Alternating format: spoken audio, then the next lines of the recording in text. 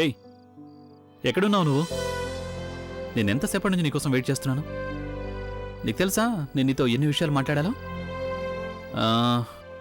నువ్వు అనుకుంటూ ఉండుంటావు, మాట్లాడడం నేను ప్రతిరోజు చేస్తున్నాను కదా, ఈసారి ఇంకా కొత్తగా ఏం మాట్లాడతానని. బట్ ట్రస్ట్ మీ, ఇది వేరు. అందుకే అర్థం కావడం లేదు అసలు ఎక్కడి నుంచి మొదలు పెట్టాలో. And you have no idea అసలు నేను ఇవాళ ఎలా ఫీల్ అవుతున్నాను. ఇవాళ నేను స్పెషల్గా ఫీల్ అవుతున్నాను. I'm feeling different. I'm feeling nice. అలాగే ముఖ్యంగా నేను ఏయ్, నువ్వేం మాట్లాడడం లేదేంటి? మీరేం చెప్పాలనుకుంటున్నారో చెప్పండి. ఓ, నా మీద కోపంగా ఉన్నావా? అయినా నా బిహేవియర్ తర్వాత నీకు కోపం రావడం సహజమే కదా. కానీ నాకు తెలుసులే నువ్వు నా మీద ఎక్కువసేపు కోపంగా ఉండలేవు అని. అవునా? Okay, I'm sorry. నన్ను క్షమించు తల్లి. చూడు, నాకు తెలుసు నేను నీ మనసుని బాధ పెట్టాను అని. కానీ ట్రస్ట్ మీ, ఇక నేను అలాంటిది చేయను. దేనివల్ల అయితే నువ్వు హర్ట్ అవుతావు. నేను అలాంటి మాటలేవి మాట్లాడను ఏవైతే నీకు బాధ కలిగిస్తాయో. నేను మీ మీద కోపంగా ఉన్నానని మీకెవరు చెప్పారు? నేను బానే ఉన్నాను. I knew it. నేను క్షమాపణ చెప్పకుండానే నువ్వు నన్ను క్షమించేశావు. ఏం చెప్పను నేను? నా స్పెషాలిటీ అంతా. అంటే నా ఉద్దేశం నువ్వు మంచిదానివి అని. నువ్వెంత మంచిదానివి అంటే అందరినీ క్షమించేస్తావు. కానీ నీకు తెలుసా నేను ఇవాళ ఎలా ఫీల్ అవుతున్నాను? ఇవాళ నేను సూపర్ ఎక్సైటెడ్గా ఉన్నాను. ఎలా అనిపిస్తోందంటే ఏదో నా జీవితంలో కొత్త ప్రారంభంలా అనిపిస్తోంది. ఎస్, ఇంకోటి తెలుసా, ఇదంతా ఒక్క రాత్రిలోనే జరిగిపోయింది. One night and everything has changed. Wow! ఈయన ఇంత సంతోషంగా ఎందుకున్నారు?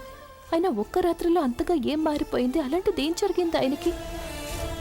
ఒకవేళ తను కానీ ఈయనకి తన ప్రెగ్నెన్సీ గురించి చెప్పలేదు కదా, బహుశా అందుకే సంతోషంగా ఉన్నారేమో. ఓ హే, నువ్వంత మౌనంగా ఎందుకున్నావు? నీకు తెలుసుకోవడం లేదా నేను ఎందుకింత సంతోషంగా ఉన్నాను? లేదు, నాకేమీ అక్కర్లేదు. మీరు ఎందుకు సంతోషంగా ఉన్నా, ఎంత సంతోషంగా ఉన్నా నేను అదేమీ పట్టించుకోను. హే,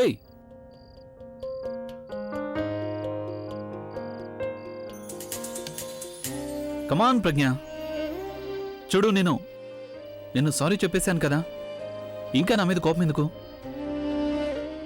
సరే అయితే చెప్పు, నేనేం చేయాలో దాంతో నువ్వు నన్ను క్షమించేలాగా. అలాగే ఏ శిక్ష వేయాలనుకుంటా వేయి, కానీ ప్లీజ్ నాతో అలా బిహేవ్ చెయ్యకు. Feels where'd.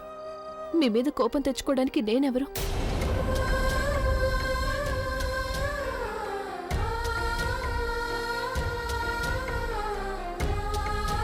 హే, ఇక ఇవాళ వాడితో మీరు మాట్లాడండి. ఇప్పుడే మాట్లాడతాను. మరింకెప్పుడు మాట్లాడతారు మీరు? అలాగే మాట్లాడతాను. ఇంకెప్పుడు మాట్లాడతాను కదా. మాట్లాడండి మీరు. ఆకాష్, ఇలా రా బాబు. అది ఏంటంటే బాబు, లైఫ్లో ఒంటరిగా ఉండలేం బాబు. అది ఎందుకంటే అది అది అది మీరు వదిలేయండి బాబు. నువ్వు నాతో పాటురా. ఇలా రా. నేను ఇప్పుడు మాట్లాడుతున్నాను కదా. మీరు వదిలేయండి. రా బాబు, అక్కడ కూర్చుందా. అయ్యో, ఏంటి మా? ఇలా రా బాబు. ఏం జరిగింది? కూర్చో కూర్చో కూర్చో కూర్చో. నీకొకటి చూపించాలి. ఏంటి మామ్, ఏమైంది? ఏంటి సంగతి? ఇదిగో చూడు, ఎలా ఉంది? వాళ్ళ కుటుంబంలో ఒకే ఒక కూతురు. అలాగే వాళ్ళకి 2 బట్టల మిల్లులు కూడా ఉన్నాయి. ఒకటి ముంబైలో, ఒకటి గుజరాత్లో. ఎలా ఉంది? బానే ఉంది. That's good for her. But ఇది నాకెందుకు చూపిస్తున్నారు? అవును బాబు, నేను అలాగే మీ నాన్న ఏం ఆలోచించావంటే ఈ అమ్మాయి నీకు చాలా బావుంటుందని. మేము నీకోసం ఈ అమ్మాయిని ఎంపిక చేశాం పెళ్లి కోసం. అయినా ఎవరు అడిగి చూశారు మామ్? కానీ ఒకసారి అమ్మాయినైతే చూడు బాబు. చూసి ఏం చేయాలి? నేను నీకు ఆల్రెడీ చెప్పాను నేను పెళ్లి చేసుకోను అని. కానీ మళ్ళీ నువ్వు మరేం చేస్తావు నువ్వు? అర్చనేమో నిన్ను పెళ్లి చేసుకోవడానికి ఒప్పుకోలేదు. ఇక జీవితాంతం దాని వెనక దేవదాసమై తిరుగుతూనే ఉండిపోతావా ఏంటి? ఇదిగో చూడు, ఎప్పుడైనా పెళ్ళైతే చేసుకోవాల్సిందే కదా. అది ఇప్పుడే చేసుకోవచ్చుగా, దానికే ఉంది. డాడ్, నేను పెళ్లి చేసుకోను. ఎందుకు మాట్లాడుతున్నారు వాడితో? వాడికి తన తల్లిదండ్రుల మాట గురించి లెక్కే లేదు. ఓరి దేవుడా, ఇలాంటి రోజు చూడకముందే నన్నెందుకు తీసుకుపోలేదు? ఏంటి, ఏం జరుగుతోంది ఇక్కడ? అత్తయ్య, నా కర్మ ఎలా కాలిపోయింది ఏం చెప్పను మీకు. ఎంత మంచి సంబంధం వచ్చిందో వీడికి. కానీ వీడి బుర్రేమో పాడైపోయింది. పెళ్లి చేసుకోనని మొండి పట్టు పట్టి కూర్చున్నాడు. వాడి బుర్రలో అర్చనే తిష్ట వేసి కూర్చుందిట. ఏడవకు, అలాగే కాస్త నోరు మూసుకునుండు. తనతో నేను మాట్లాడతాను. బాబు ఆకాష్, కూర్చో. నా బిడ్డ జీవితంలో ఒకసారి తప్పు జరిగిపోయింది. ఇక దాని గురించే బాధపడుతున్నాడు. బాబు, బాధపడ్డం అనేది చాలా మంచిది. కానీ బాధపడ్డం వల్ల జీవితమేమీ సాగదు కదా. అయినా కూడా జీవితం సాగించాల్సిందే కదా. అయినా తాననే దాంట్లో తప్పే ఉంది. తన బిడ్డకి పెళ్లి జరగాలని, వాళ్ళ కాపురం చెయ్యాలని, ఇంకా వాళ్ళు సంతోషంగా నవ్వుతూ ఉండాలని ప్రతి తల్లి కోరుకుంటుంది. నానమ్మ, నేను నీకు అన్నయ్యకు ఎంతో రెస్పెక్ట్ ఇస్తాను. అన్నయ్య నేను చేసిన నా ప్రతి తప్పుని క్షమించాడు. అలాగే నువ్వు నన్నెప్పుడూ అర్థం చేసుకున్నావు. నేను మీ మాటని కాదనలేను. నేను పెళ్లి చేసుకోవడం సరైందని ఒకవేళ మీకు గనక అనిపిస్తే అప్పుడు నేను పెళ్లి చేసుకోవడానికి సిద్ధంగా ఉన్నాను. ఇది కేవలం మీ ఇద్దరి కోసమే, నా కోసం కాదు.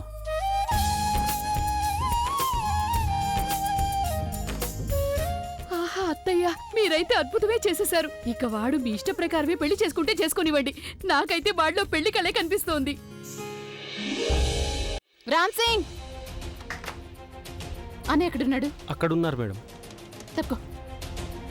ఓ గాడ్, తను అభి అనే అభి అభి గాడ్ అన్నయ్య, అన్నయ్య మీకేమైంది?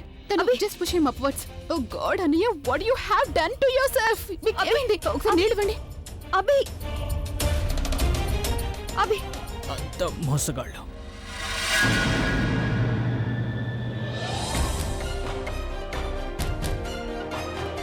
అభి ఏమంటున్నావు నువ్వు? అభి, రామ్ సింగ్ ఆయన ఎందుకు ఇంతగా తాగనిచ్చావు? ఎందుకు ఆపలేదు? సార్ని ఆపడానికి ప్రయత్నించాను, కానీ తను నన్నే కోపడ్డారు. అభి ప్లీజ్ లే.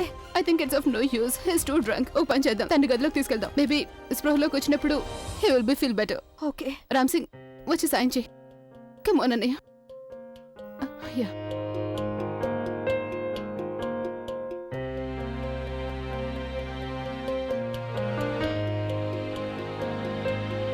రామ్ సింగ్, నువ్వు బయటికి వెళ్ళు. ఏదైనా అవసరమైతే పిలుస్తాను.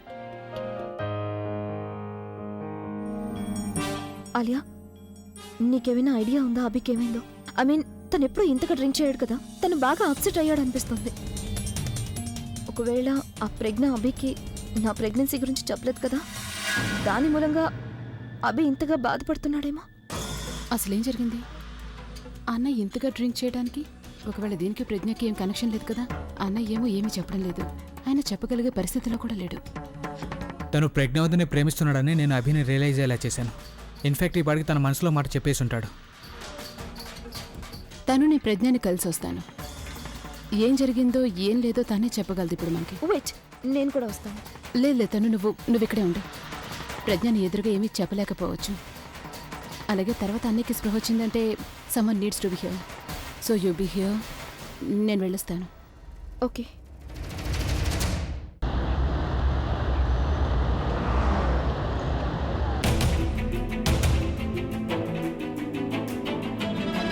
ఆలియా, నువ్వు ఈ సమయంలో ఇక్కడ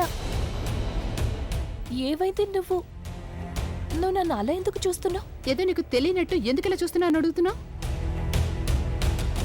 ఆలియా, నాకేం అర్థం కావడం లేదు. నువ్వు మా అన్నయ్య ఏమన్నావు? నీ వల్ల తను ఆ పరిస్థితుల్లో అక్కడ అలా పడున్నాడు. నువ్వు అంతగా మా అన్నయ్యతో ఏమన్నావు? ఏమైంది ఆయనకి? ఆయన ఎక్కడున్నారు? ప్లీజ్కి ఈ నాటకం కట్టిపెట్టు. మొదట నువ్వు తనని ఈ పరిస్థితికి తీసుకొచ్చావు. ఇక ఇప్పుడు అడుగుతున్నావా తనకేమైంది, తను ఎక్కడున్నాడు అని? నువ్వు ఇదంతా ఎందుకు చేశావు చెప్పు.